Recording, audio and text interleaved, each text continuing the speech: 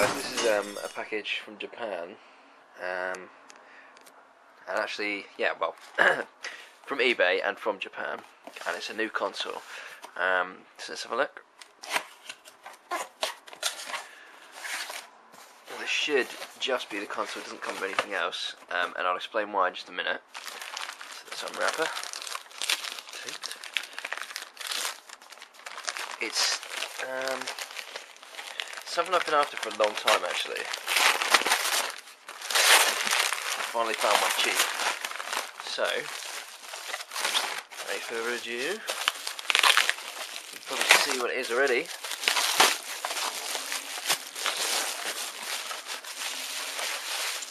This is a rather well looked after, I might add, N64.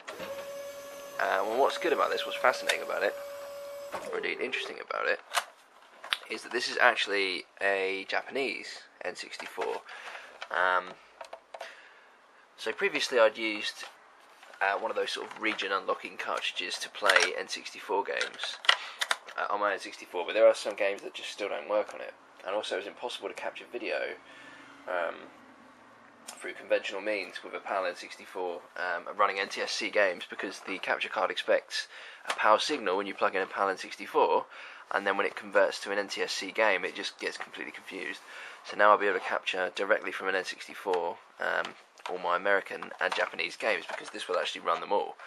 And what's also cool about it, is if you look at the power supply and obviously the AV lead at the back, and the voltage, it's exactly the same as the PAL N64, which is why I bought this loose without any leads, because I can literally just unplug mine, plug this in, and away you go. One of the cool things about the N64 is, if you've got an American one, and mine's unfortunately cracked there, if you've got an American one or a Japanese one, or at least I know it works in the American ones, basically there was a bit of plastic in there that this guy's taken out, and what it would do is it would stop American carts from, I think, fitting in there. So all you had to do was literally undo it with one of those game bit screwdrivers, take the plastic bit out, and then the cartridges will fit and the game will happily run any American games as well as the Japanese ones. So, you know, for me this is just great, because I've wanted a proper American N64 for so long, but I didn't fancy having another power supply and all that rubbish. And when I saw this on eBay and the guy said, you know, it uses the PAL power supply, I thought, well, that's just awesome. And I saved so much money because I didn't have to buy it with a controller and a memory card and games, and obviously the power pack and the AV cable. So that was really good. What I've done now is popped in my 4MB RAM expansion. The RAM expansions don't care what region of console you put them in. So if you've got one and you buy if you've got one with a PAL N64 like I did and you buy an American one, don't think you have to buy another one of these. You don't. Just get a coat hanger or whatever, pull it out of the current one and pop it in the new one, and you'll be away. But I'm really pleased with this. Like I said, it may not seem like the most amazing thing ever, but to me it is, because 60Hz N64 games are just so much better than the PAL ones. It's unbelievable. It's honestly unbelievable. I don't think there's another example where games are hampered by 50Hz as much as there is on this console. You know, there's a lot of PS1 games that were a bit naff because of it, but you've got to bear in mind that the N64 really was a cutting edge console. I mean, this thing was pushing out polygons in the hundreds of thousands or whatever, and it just the games blew you away when they first came out. They're absolutely amazing.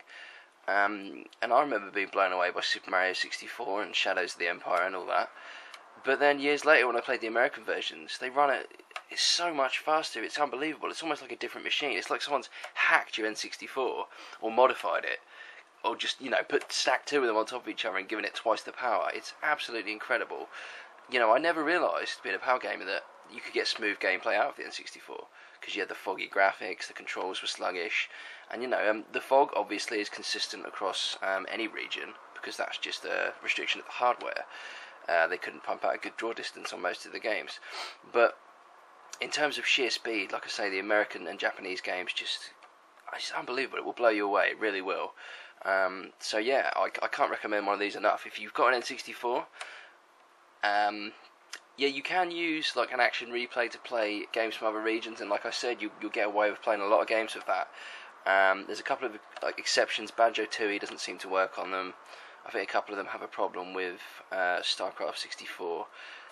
But yeah, you know, if you want to guarantee to play everything, then you want to get yourself an American N64, or like I have, a Japanese one with that plastic bit taken out, and the Nintendo 64 world is your gaming oyster. So as always, thanks for watching, and yeah. 10 W 5 4 7